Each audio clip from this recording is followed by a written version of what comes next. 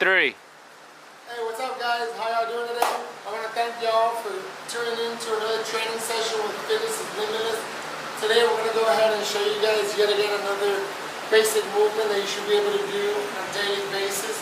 Today what we're going to go ahead and teach you is hip hinging.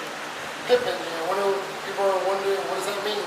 Hip hinging just means bending, but where does bending come from? A lot of the times people are confused with how to bend, whether you should flex your back, your spine, or whether you shouldn't or not, which you shouldn't, but hip hinging is more about just teaching yourself how to work through your hips instead of your back, because it is a more efficient movement.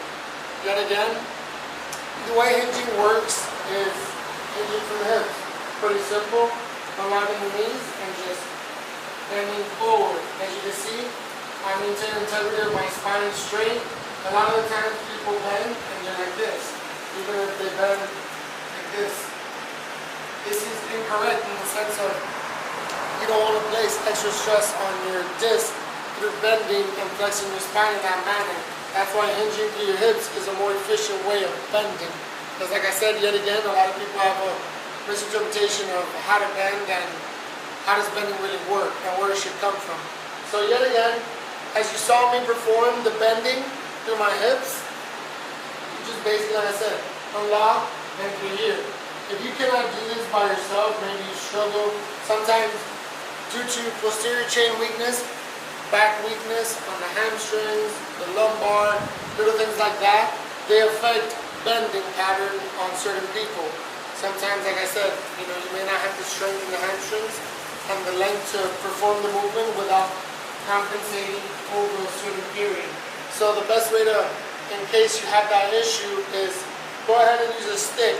You can always fix your position in bending just by using a stick or anything really, in the sense that you can connect from your head to your lumbar area, just to go ahead and, like I said, fix your point of connection. Same position, you want to go ahead and unlock your knees, bend at the hip, and bend forward.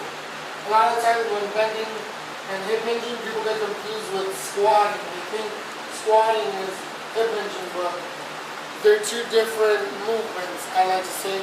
So yet again, when you hip hinge, you want to make sure you bend your knees and bend forward. You'll keep it, like I said, integrity of your spine, make sure it's straight, keep your core tight. You should feel sometimes a little stretch here. If you do it good. It's a good way to work the range of motion and build the length in your hamstrings. Just through moving though. You can always load this movement. Obviously placing load, performing other movements like Romanian deadlifts, etc. Things like that.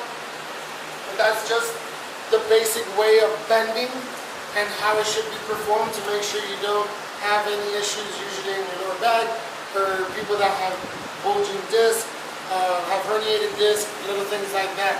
I hope this video helps, and I hope it taught you guys a little bit about bending, and I look forward to seeing you guys on the next training session where Fitness is Limitless. Have a great one, guys. Peace.